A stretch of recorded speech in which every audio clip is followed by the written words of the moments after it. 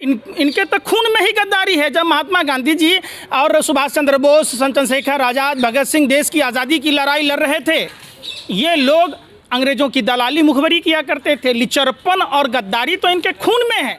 कहाँ हैं आपके वो आरएसएस के लोग, चड्ढी वाले भाजपा के लोग जो फर्जी देशभक्त, फर्जी राष्ट्रवाद की बात करते हैं? भेजो उनको बॉर्डर पर, हम चलते हैं। हम अपनी मातृभूमि की रक्षा करना जानते हैं। जब तक शरीर में खून का एक एक कतरा है, अपनी मातृभूमि के लिए निछावर कर दूंगा।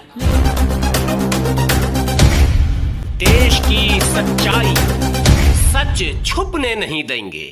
सीमाओं पर तनाव बरकरार है, कैसे देखते हैं? चाइना बताया जा रहा है कि 60 किलोमीटर भारत की सीमा में अंदर आ चुका है। मोदी जी कहते थे 56 इंच का सीना है, कोई 1 सर ले जाएगा तो हम 10 सर लाएंगे।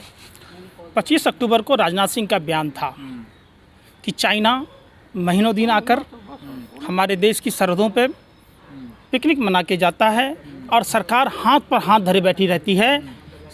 उन्होंने कहा था, मनमोहन सिंह जी, आप में दम नहीं है, कांग्रेसियों आप में दम नहीं है तो भारतीय फौज की हाथ खुला कर दो।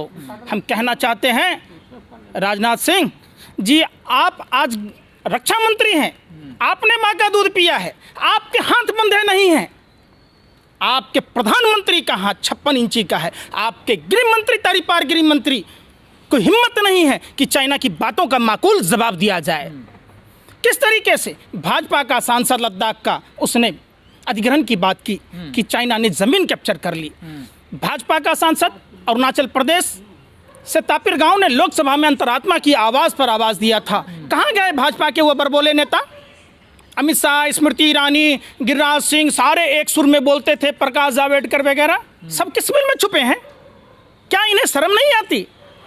ये सावरकर के लोग हैं, ये अंग्रेज़ों के चड्ढी धोने वाले चड्ढीधारी लोग हैं। इनके तो खून में ही गद्दारी है। जब महात्मा गांधी जी और सुभाष चंद्र बोस, चंद्रशेखर आज़ाद, भगत सिंह देश की आज़ादी की लड़ाई लड़ रहे थे, ये लोग अंग्रेज़ों की दलाली मुखबरी किया करते थे। लिचरपन और गद्दारी तो इनके खून में है।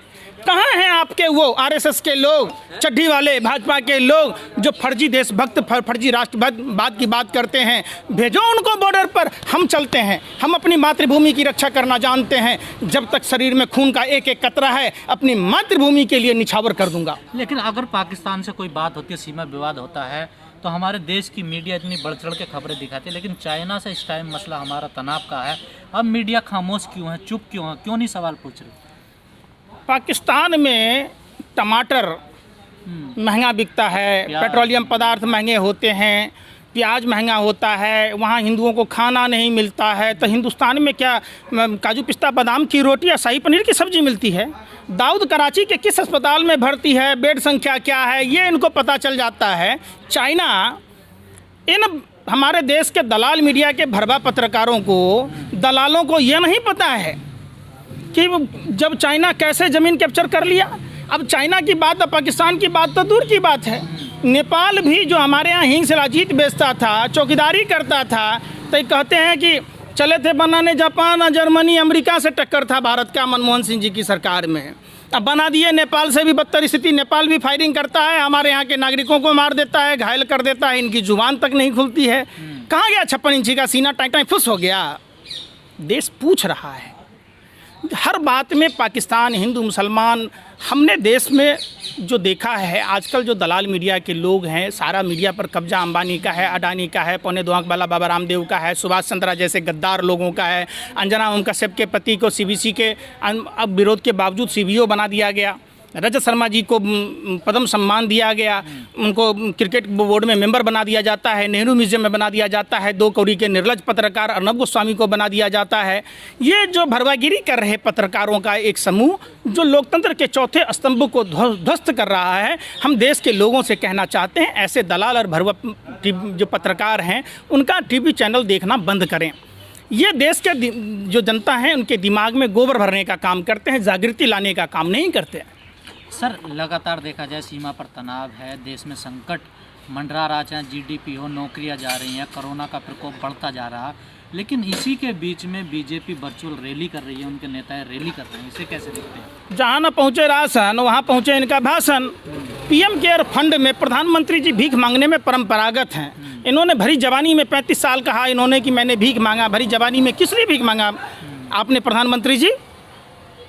आप बुढ़ापे में क्या खा काम करोगे? ये तो शुक्र है प्रधानमंत्री जी का जिन्होंने 18 घंटे का नाम कहा। अगर 24 घंटे का नाम कहा होता तो आज हम पेड़ के पत्ते पहन रहे होते, जानवरों के शिकार कर रहे होते, हमारी चड्डी तक भी गई होती।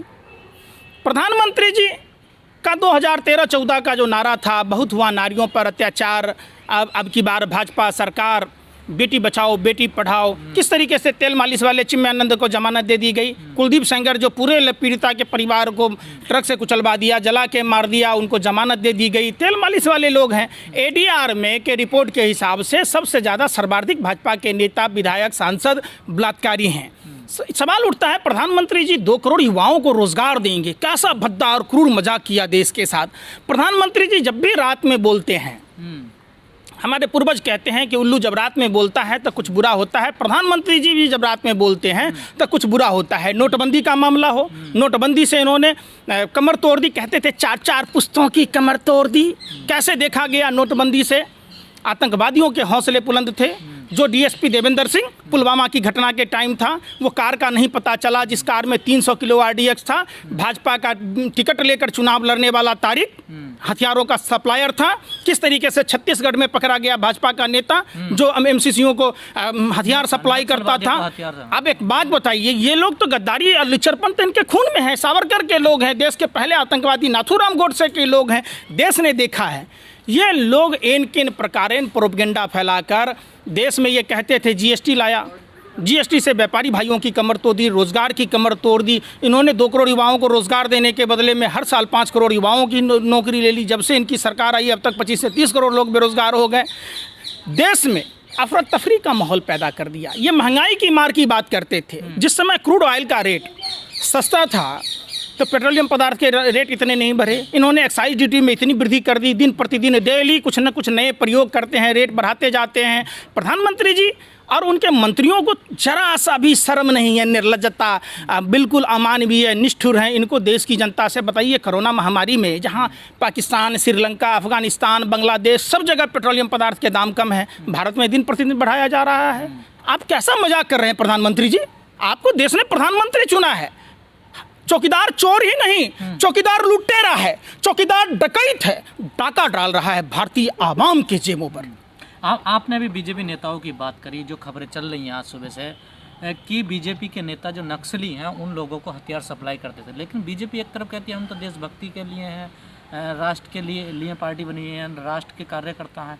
लेकिन ये दो तरह का मुंह उनका क्यों दिखाई दे? एक तरफ तो वो नक्सलियों को हथियार सप्लाई कर रहे हैं। छत्तीसगढ़ में अभी पकड़ाया ना, मध्य प्रदेश में इनका पकड़ाया ना आईएसआई का एजेंट सक्सेना, अभी जम्मू कश्मीर में पकड़ाया ना। किस तरीके से कश्मीरी पंडितों के खिलाफ इन्होंने 1990 में एक मंडल का खेल खेला था जिसमें विश्वनाथ प्रताप सिंह की सरकार थी, समर्थन से कश्मीरी पंडितों को भगाया गया। उस सरपंच का क्या दोष था? जब गृह मंत्रालय तक आया सुरक्षा मांगने की बात, सुरक्षा क्यों नहीं दी गई? जब केंद्र शासित प्रदेश है लद्दाख और जम्मू कश्मीर, वहाँ कश्मीरी पंडितों को भगा दिया गया, चाइना अटैक कर लिया गया। ये सरासर गृह मंत्री की फेल्योर है। ये हर मामले को हिंदू मुसलमान देना चाहते हैं। जब 31 जनवरी को WHO ने चेताया था, चाइना में नवंबर से था, तो इन्होंने उस समय मैक्सिट अस्पताल क्यों नहीं बनाया? उस समय एयरपोर्ट पर जांच क्यों नहीं करी? ये ट्रंप की गुलामी में क्यों लगे रहे? दिल्ली चुनाव में 300 सांसद, 40 मंत्री, मुख्यमंत्री, राष्ट्रीय जनतांत्रिक गठबंधन के तमाम नेता क्या कर रहे थे? घर घर पर्चा बांट रहे थे। ट्रंप की गुलामी और 22 विधायकों की नीलामी ने देश का भट्ठा बैठा दिया, देश का बेड़ा गर्क कर दिया। एक तरफ तो मोदी जी आत्मनिर्भर भारत की बात करते हैं, दूसरी तरफ वो FDI में 100% छूट दे देते हैं। तो ऐसे कैसे आत्मनिर्भर बनेगा देश? अब दूसरी तरफ FDI में 100% छूट दे रहे हैं। देश आत्मनिर्भर कैसे बनेगा? हम बिहार से आते हैं। बिहार के नदियों पर बाढ़ आती है। अगर वहाँ डैम के लिए कोई बोर्ड बनाते, कोई गठन करते, कुछ भी करते तो वहाँ आत्मनिर्भरता आती। वो तो वहाँ करते नहीं, जहाँ 15 साल से उनकी सरकार है। किस तरीके से नीति आयोग के रैंकिंग में बिहार पिछड़ता जा रहा है। एम्बुलेंस की कमी के कारण वहाँ डबल इंजन की सरकार इन्होंने मांगी थी, वहाँ ट्रिपल इंजन की सरकार दी गई। भाजपा, लोजपा, जदयू तीनों की सरकार है, तीनों इंजन फेल हो जाता है। किस तरीके से वहाँ लोगों ने देखा है, जहानाबाद में, सीतामढ़ी में एम्बुलेंस की कमी के कारण हल्का सा बारिश होता नहीं है कि स्विमिंग पूल जैसा दृश्य हो जाता है। पटना का राजधानी की बात बता रहा हूँ। देश की राजधानी के अस्पतालों में अगर आप देखेंगे तो दवाइयाँ नहीं हैं। साधारण बुखारों के, सर्दी के, बुखार के, शुगर के मरीजों को दवाई नहीं दी जा रही है। अस्पतालों में इलाज नहीं हो रहा है। इन्होंने कोविड के लिए कितने सीट अलॉटमेंट किए हैं, कुछ बताएंगे आप लोग भी? आप लोगों को नहीं बताएंगे, क्योंकि लोग, पूरा देश इस समय आज़ाद भारत में गुलामों जैसी स्थिति हर नागरिक की, हर मीडिया के पत्रकारों की, जजों की, अफसरों की हो गई। किस तरीके से उत्तर प्रदेश में पूर्व IAS के साथ हुआ, पत्रकारों पर FIR की जा रही है।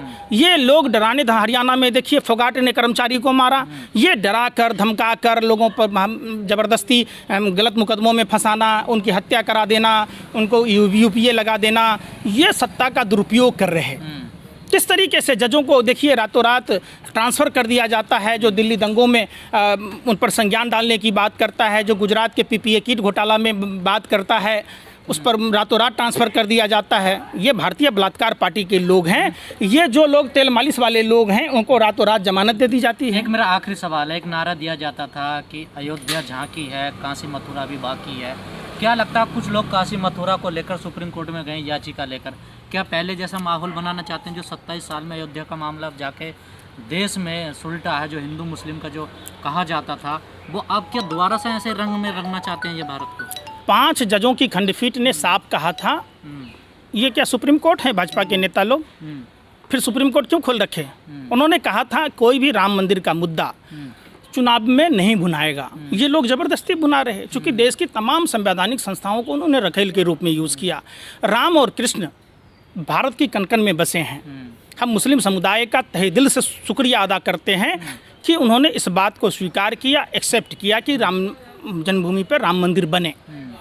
अब नित्य पर नए प्रयोग कर देश के अमन भाईचारा को ख़त्म कर घर फूटे गमार लूटे, आज यही तो नौबत है। पूरे वर्ल्ड में छीछा लेदर इन्होंने कर दिया। पूरे जब से मोदी जी की सरकार आई, मूर्खों का देश साबित कर दिया पूरे वर्ल्ड में भारत को। आज तभी तो नेपाल जैसा देश आंख दिखा रहा है, जब आप 4 भाई हैं आपस में लड़े। बिगाड़ना चाहते हैं फिर दोबारा से? बिल्कुल, इनका काम ही है इनके इन प्रकार सत्ता।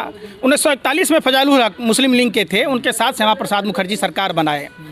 अब सरकार बनाए तो वहाँ क्या हुआ? धर्म के आधार पर विभाजन की बात की है। पाकिस्तान में गुलाम हुसैन हिदायतुल्लाह खां और जिन्ना के साथ RSS और हिंदू महासभा के लोग सरकार